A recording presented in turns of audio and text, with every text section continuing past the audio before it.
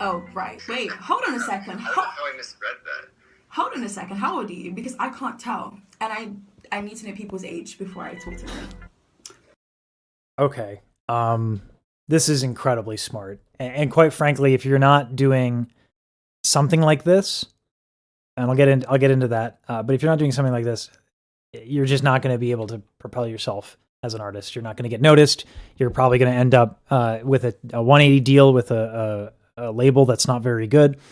Like, she has leverage because she does stuff like this. Okay, so the mistake that overwhelmingly artists make is they take like a really long time, like a month, to make one piece of content. It's usually a music video and a track, right? So that's two pieces of content, right?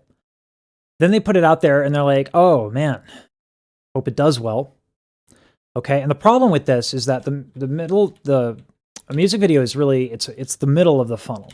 Okay, what is a funnel? Funnel is a marketing term. Okay, you want to cast a wide net and then you want to break it down and funnel your audience into different pieces of content. So the top of funnel, let's define that. Like, what is it? It's absolutely necessary. And what is it? Okay. Well, Finn McKenty from the Punk Rock MBA, he actually has two channels. One's the Punk Rock MBA, which is like a hardcore e-news channel, like e-news about hardcore, the genre. And then he has his business channel, which is Finn McKenty. Highly recommend the latter. His other channel is good too, but the latter is like technical marketing advice for creators, and he's very passionate about that. I would know, I'm a patron, and he's helped me out directly. He's a great guy. So top of funnel, Finn defines it as talking with the audience. So let's do a little thought experiment here. Okay, here's the thought experiment. Okay, we don't know any of these people that are having this conversation. Okay, but we overhear them talking about their school project. Okay, what are you going to do about this? Are you going to go up to them and say, "Hey guys, here's my music video"? No, right? You would never do that. Okay, so why are you making a music video and just shoving it into the world without context or without talking with people first, right? So this is what the idea behind top of funnel is. So let's say that you overhear that this particular group of people is talking about graphic design, all right? And maybe they're freshmen and you're a sophomore or you're a junior, okay? The way that you would market this, the way you would talk with the audience, is you would then go up to these people and say, oh, you're working on graphic design. Maybe I can help. I took the class that you're taking. I know the professor. Like, if you want any tips, I can help you with that. Right? Very open-ended, very cordial, very humble and unpresumptuous. And you're offering it to people whether or not they can take it or leave it, right? That's top of funnel. So how is this video talking with, right? What Keisha does so well is she understands the psychology of the audience, okay? What's incredibly relatable right now, right? Online dating, right? We're in the midst of a pandemic. We can't really meet people one-on-one. We can't go out for coffee, right? So a lot of online dating is happening, right? So a lot of people are in the middle of that. And so Keisha puts out a piece of content that is talking about online dating, but then she goes a step further, and this is what I love. A big part about talking with your audience is including yourself. Okay? And so what she's doing by putting herself through this awkward online dating thing and making pop references and, like, you know, culturally relevant top, like, things like with the James Charles picture there, okay, is she's tying it into things that people are talking about, that people are aware about, but then she's putting herself into the video. And this is where we blur the line between marketing and influencer. Because now, not only do you see this video and like, oh man, I have these awkward moments, totally 100%, but now you're watching her go through it and you're like, oh man, same though, same. I relate to that, right? And I don't think Keisha like sits down and like makes deliberate like graphs like, oh, I have a top of funnel, I'm going to do this. Like, I think she's better than that. I think she intuits this stuff. Let's take a look at it. One of these crazy stats. Okay, this is an insane stat. Let's take a look at this. She has 369,000 subscribers and only 82 videos. Okay, the average YouTube channel with 100,000 subscribers has 3,000 videos. Like, Like, that's insanity. All right. So this is totally worth talking about. If you want to put yourself out there as a content creator and get an audience as an artist so that you can actually perform it for people and give your music to people, you need to build the audience. You need to build the attention. And that goes back to top of funnel. Music videos are not top of funnel unless they're topical. So in watching the few videos that I have of itzkeisha, it's very clear that what goes into the video the most is this. She's incredibly thoughtful about what she presents and what she talks about. It's very deliberate. There's the video editing that goes on is pretty rudimentary. It's a lot of work, but it's not complicated. There's nothing fancy. She's not doing like crazy animations. It's jump cuts and some images and memes to break up the thing, okay? Totally a typical talking head video, right? But what she does here that's smart, all right, is that these things are topical. Like when she's starting out, right? Billie Eilish calls out fan. Billie Eilish is in the thumbnail. YouTubers, all right? There's a big, forget what her name is, but she's a big YouTuber. She's in there. Relatable YouTubers. Thumbnails got pictures of that, right? And then all of her topics here in the title are about like the Dolan twins, Ethan Dolan, right? So if Dolan is trending, right? If the Dolan twins have a trending video and people start looking up Dolan, this topic, it's topical, right? People are looking for this. And so she's making a video about this. And then I promise you, every video that I've seen, I'm not going to go through every 82 videos of hers, but every video that I've seen, the 3, 4, 5 that I've looked at, very, very smart and very aware of what people are talking about these things. So not only is the title and the thumbnail topical and about the thing that people are talking about, remember, talking with the audience, right? She's also contributing because she has thoughtful things to say. So then people watch the whole video, it gets caught in the YouTube algorithm and gets pushed out, okay? So how does this all relate to making art? How does this all relate to making music? Well, let's go to the middle of the funnel, which she also kills. So the middle of the funnel, things like music videos and all that, they're the middle of the funnel because, and again, we're using Finn McKenty's definitions here, talking to your audience. Okay? You have their attention, you have their respect, they're listening. Think of how often that happens in a conversation. It doesn't happen very often, right? Where you have someone's complete and undivided attention and they're ready to listen to you. Usually it takes you building a relationship with this person, right? So here's what she does when people are ready to do that. She puts her music video on the front of the page. What is a way on YouTube that you know someone's ready to listen to you? They check out your channel page, right? They want to know what you have to say, so they check out your channel page. They're ready to be talked to because they've been talked with. So then she puts on her music video. Now let's watch a little bit of this. All right? I'm going to turn on the music video. I'm sorry, Keisha. I listened to this. I swear, I love the music. I don't know if you have it like licensed, and I just don't want everything on my channel to get DMCA'd because, like, man, it's just been getting boom, boom, boom, boom. I'm just getting pew, pew, pew, pew, pew, knocked by YouTube. So I just want to be careful here, right? So again, what we're looking at here, nothing about these shots are beyond your ability. She has a better camera than just like a simple phone. Oh my God, this is awkward. I'm going to destroy my face here. 1 second.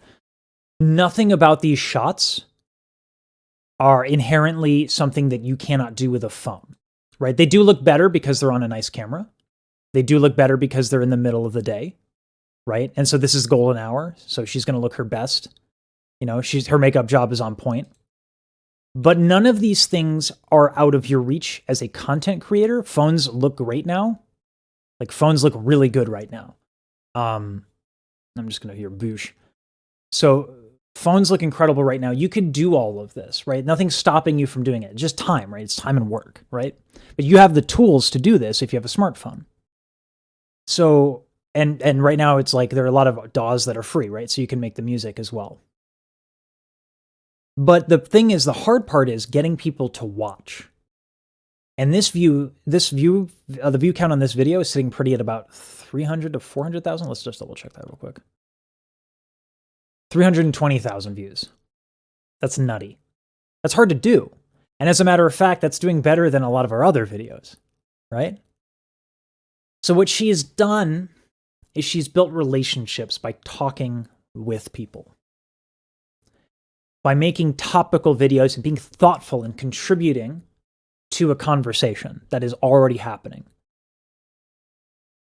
And then once she has people's attention, she'll do something in the middle of funnel, which is like a music video, right? And this is again, the shots that you're getting in that music video, totally doable for almost anybody. What makes the difference is that like she really put a lot of emotional time and energy into it. And again, that's just a theme in her content, is that there's a lot of value and a lot of things to contribute, really thoughtful. The shots are planned out really well. There's a lot of them, right? So there's a lot of work involved. And so she makes this quality content and she just respects this, right?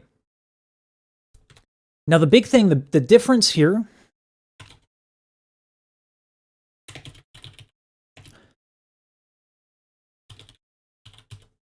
a business makes a sale here. So let's do it this way. So at the bottom of the funnel, if you're an influencer, you establish your relationship with your audience, okay? The bottom of funnel, if you're a business, is you make a sale. Okay? Oops, I had that the other way around, right? So you make a sale if you're a business. I can edit. Oh, Jesus. All right. So if you're a business, you make a sale. If you're an influencer, you make a relationship. This involves talking to people. Okay? I am a what size YouTuber? Not big, right? 1,500 subscribers at 1,575 as of the making of this video. I'm sitting pretty small, especially compared to someone like itzkeisha. What does Keisha do? She comments on my videos. And what do? Because she's so humble and unarrogant and unpretentious, she's a big YouTuber. If she wanted to, she could be like, Instead, she's talking to me through the comment section. She's talking to her audience. I see that. I see her responding in the comment section. And what that does is it gains brand loyalty. Okay?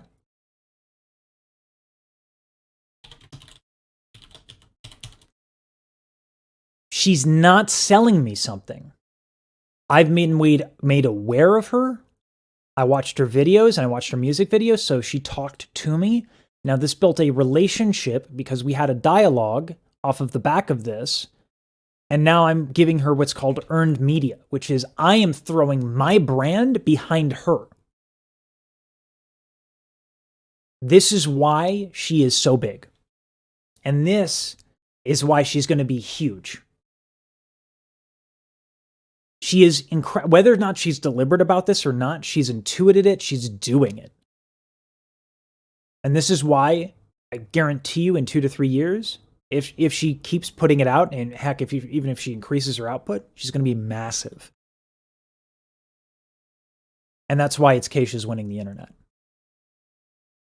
Everyone can learn something from this. Instead of thinking about your next clever merch drop, like, because I was being fanciful. I was like, oh, I'm at 1,500 subscribers. Why don't I do a merch drop? Dumb. Dumb. This is everything. That should be the goal that you have as an artist. The mistake that I think a lot of people make, so there's a concept that gets thrown a lot, 1,000 true fans. Okay, this is a mistake that gets thrown around a lot. People feel entitled to this. The idea being that if you have 1,000 people willing to pay you an average $10 a month to just support your content, you have a 6-figure income at that point, right? That's the idea. So you want 1,000 true fans. But how do you get there? This. That's how you do it. To the point where, like, if I'm going to divulge my strategy here, all right? I'm a voice teacher. I run a voice teacher channel, but I give free lessons to people who can't afford it. And I ask people to be honest about that. So I'm trying to get the best of both worlds, which is actually probably not going to work out for me, which is why right now I only have one person who's basically supporting my content. Thank you to that person. And then I have a bunch of people who are giving lessons for free or getting lessons for free. And I'm giving them that, and I don't resent it at all. I love to teach. That's why I do this, right? So I'm being genuine, right? But next up, right, is what I'm doing on my Instagram. I'm doing stories where I ask questions. And then I get to facilitate the conversation. And I go all the way back here in the one-on-one way, all right? This is the goal, but this takes work, all right? Fans are earned, and they're hard-earned. No one owes you fandom. You are not owed fans. You work for fans. You are in their service. Humble yourself. Start talking to people. Don't make videos and expect to become rich and famous. Be smart. And if you're good enough, maybe you'll be like itzkeisha. But that's hard because she's really good.